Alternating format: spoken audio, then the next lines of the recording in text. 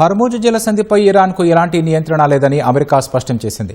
హర్ముజ్పై ఇరాన్కు పట్టు ఉందని ఆ దేశ మీడియా చేస్తున్న ప్రచారంలో ఏమాత్రం వాస్తవం లేదని పేర్కొంది. ఈ ఏడాది మే నెల ప్రారంభం నుంచి హర్ముజ్ గుండా వెళ్లిన నౌకల వివరాలను అమెరికా సెంట్రల్ కమాండ్ వెల్లడించింది. అమెరికా దళాలు ఆ నౌకలకు భద్రత కల్పించాయని తెలిపింది. హర్ముజ్లో ఇరాన్ ఆటలు సాగవన్న అమెరికా తమ నియంత్రణలోనే ఆ జలసంధి ఉన్నట్లు స్పష్టం చేసింది. హర్ముజ్ జలసంధి ఇరాన్ నియంత్రణలో లేదని అమెరికా తెలిపింది. మే నెల ప్రారంభం నుంచి ఈ కీలకమైన అంతర్జాతీయ వాణిజ్య మార్గం గుండా 800కు పైగా వాణిజ్య నౌకలు వెళ్లినట్టు అమెరికా సెంట్రల్ కమాండ్ వెల్లడించింది. ఈ నౌకలు 380 మిలియన్ బ్యారెళ్ల ముడి చమురును విజయవంతంగా రవాణా చేయడంలో అమెరికా బలగాలు సహాయపడ్డాయని పేర్కొంది.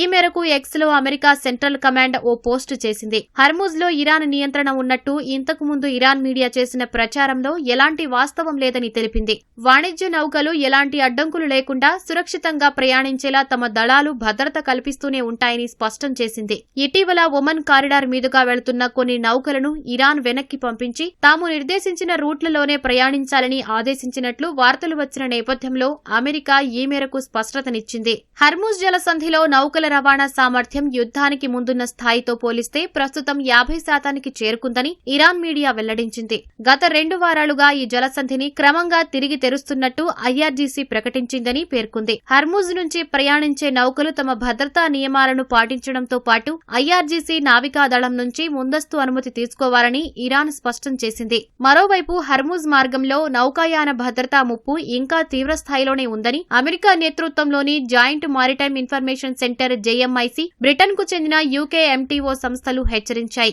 పరిస్థితులు ఇంకా పూర్తిగా అదుపులోకి రాలేదని స్పష్టం చేశాయి.